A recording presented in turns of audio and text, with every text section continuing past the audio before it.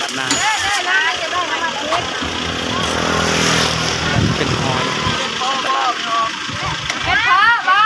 บัว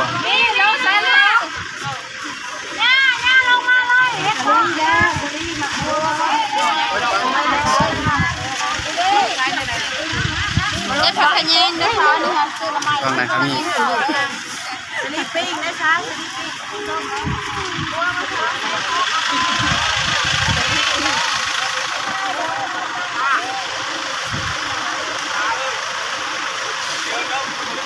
ตลาดบ้านนาตลาดบ้านนา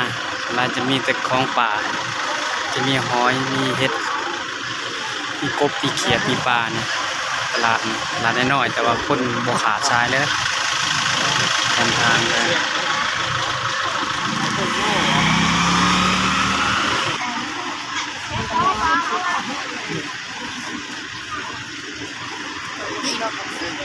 ส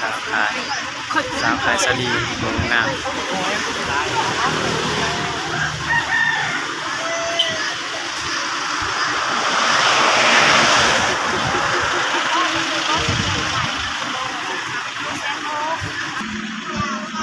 น้องงู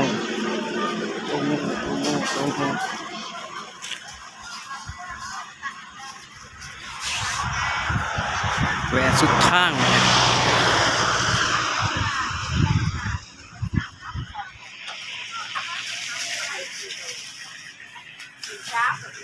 เมื่อ